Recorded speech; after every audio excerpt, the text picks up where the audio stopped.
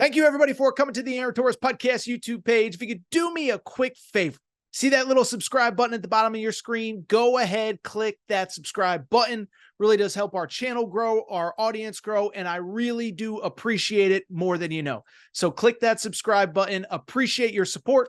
Now, here's the video that you came here for. Switch gears, and I do want to talk about what I would deem to be probably the second biggest story in college football right now. Can't say it's bigger than what's going on at Michigan, but I do want to do a little bit of an interesting update at Texas A&M.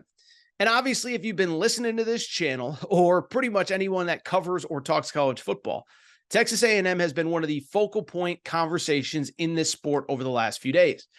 Obviously, it started Sunday. Jimbo Fisher gets fired. We know that. We talked about that at the time. Monday, we talked a lot about candidates, who was realistic, who wasn't. And over the course of the week, we've had guys kind of come out and basically either say, I'm not interested. Whether Texas A&M was interested in them or not is kind of irrelevant, but we've heard from Dan Lanning. He said, I'm not interested. Same with Mike Norvell, Dabo Sweeney, Deion Sanders. Who knows if they would have ever gotten calls from A&M? I'm sure a few of them would have, but they all said, look, I'm happy where I am. We're not going anywhere. I bring it up because on Friday, we did get the first credible piece of news on the other side as well, as the Austin American-Statesman reported that we now know at least one name that has interviewed for the Texas A&M vacant head coaching job. That is Jeff Traylor, the head coach at UTSA, Texas San Antonio. And so I want to break it down. I want to talk about who this guy is, what he's about, would he make sense? Does he not make sense? Would he be a good fit at Texas A&M? But let me do the caveat that we're going to be doing a lot over the next 3, 4, 5 weeks as we get deeper into all of these coaching searches. And remember, just because these two sides interviewed, according to the Austin American-Statesman earlier this week, does not mean that Texas A&M has offered the job to him, does not mean that if they offer, he would accept. But we know the two sides have talked, and it is at least worth having a conversation. Would this guy actually be anything resembling the right fit at Texas A&M? And so I want to dive in. First of all, I think if you're watching a video like this, you probably know a little bit about Jeff Traylor. But in terms of who he is and what he's about, all I can say is he is Texas through and through. Okay. We talk all the time about fit in coaching searches. Sometimes I think it's overrated, but sometimes I do think it's applicable. I mean, I live in LA right now. It doesn't feel like Lincoln Riley feels like a fish out of water in LA. Chip Kelly feels like a fish out of water in LA. I bring it up because I do think fit, it can be overrated, but I do think it matters. Well, Jeff Traylor, he is Texas through and through. It's funny. I'm rewatching the show Entourage. If you remember that, remember Vinny Chase? I am Queens Boulevard. Well, Jeff Traylor, I am Texas, as this guy has basically spent his entire career in the state of Texas.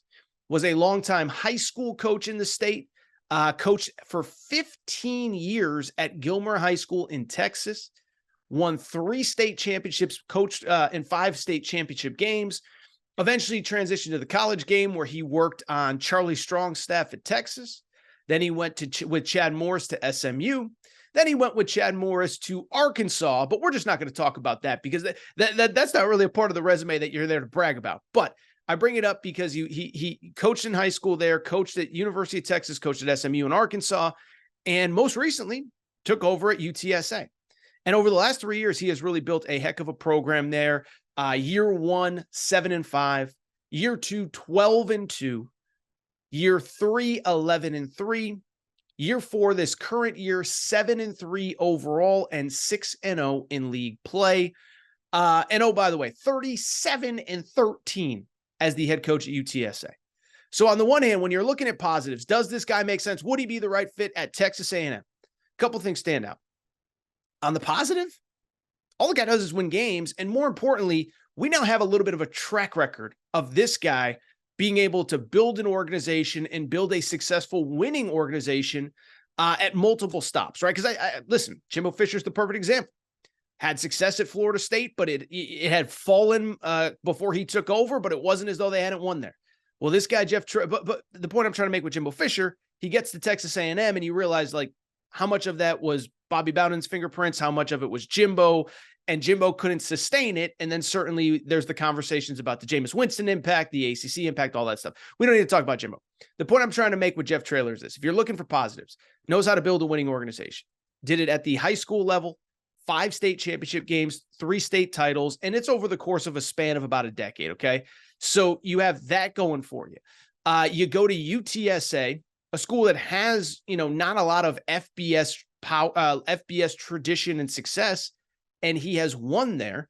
And he's done it, basically in the state of Texas. And so I think, to me, I do think that is a total positive. Again, I think that fit can sometimes be overrated, but if you know the state, the state high school football coaches, what the state's all about, what kids in that state want to hear when they're being recruited, I think it's nothing but a positive. I would say too, I think being able to sustain success in the transfer portal era at the group of 5 level, I do think that's going to be something that, to me, I think is kind of important, right? Because what ends up happening now at the group of 5 level, you have some degree of success and everybody poaches your best player. So if you can do it year after year after year, I think that's nothing but a positive. So that's the good side, right? Knows how to build an organization, wins, has had success, Texas ties. I do think that matters at least a little bit. But now let's switch gears to the negatives. And I guess the negatives are, is this guy really ready to step into the SEC and have maybe not immediate success, but is he ready to step into the SEC and swim with the Sharks, swim with the Nick Sabans, the Kirby Smarts, the Brian Kellys, even the Hugh Freezes, the Lane Kiffins, the guys who have been here before? That's where I would get a little concerned. And I know what everybody would sit there and say, right? It's like, oh, everybody's got to start somewhere. And it's like the oldest adage on a resume is like, well, how do I get experience if nobody will hire me? So I get that side of things. What I would also say is coaching in this league, in the SEC, is just so different than anywhere else. And I know he was an assistant in Arkansas, but you look at guys that come into this league first time as a head coach, it is not easy, right? Billy Napier just has not figured it out. Like, maybe it'll work, whatever. I'm trying to think here off the top of my head. Brian Kelly, it looks like it's going okay, but did they peak last year and this and that? And when I look at this league, a couple things stand out. One, the league's getting better next year with Sark, dude. Sark in Texas, A&M fans, I know it's a conversation that's happening in your circles, but the league is getting tougher. You're adding 2 good teams in Texas and Oklahoma, and those are 2 ascending rocket ships right now. Both are winning. Both are recruiting well. Now, we can debate, can Sark get Texas over the hump? Can he get them to the level that Texas fans expect them to be at? But you can't deny that he has elevated that program. Brent Venables has obviously much improved in year 2. And so I look at that league and I look at the fact, like if I'm Lane Kiffin right now, if I'm Hugh Freeze right now, if I'm Nick Saban right now, and Texas A&M can get anybody, is that the guy that I'm afraid of? I don't think so. And again, it goes back to what I said. I understand that if you've never coached in the SEC, at some point, somebody's got to give you your first chance. But look at the guys that are having success. Lane Kiffin's probably going to have a 10-2 season. This is his second go around in this league, 3rd head coaching job, or really 4th if you include Florida Atlantic at the Power 5 or the FBS level. Hugh Freeze, experience in the SEC, knows what the blueprint to win in that league looks like. Guys like Sam Pittman, not so much. Guys like Billy Napier, not so much. And even though they've coached and been assistants in the SEC, I just think it's a little bit of a different deal. I also think it's important 2 other factors. One, the timing. And this is why, frankly, I wasn't in favor of Texas A&M making the firing when they did. It happened. It's not my money. I'm not here to criticize. But the league is going to go through a transition next year, and it is going to get that much tougher. More importantly, though, and I think this is important as far as I'm concerned, what I want to know, if I am Ross Bjork, the Texas A&M AD, if Jeff Traylor is a legitimate candidate, what is the plan not only to build and rebuild, but what is the plan to sustain what Jimbo Fisher kind of left you? Because look, we can argue about Jimbo Fisher on game day. We can argue about Jimbo Fisher between the, with the headset on, between the white lines. But what we cannot deny is he right now, as of this second, has left the cupboard full. I don't want to say it's the best situation any coach will take over in college football history.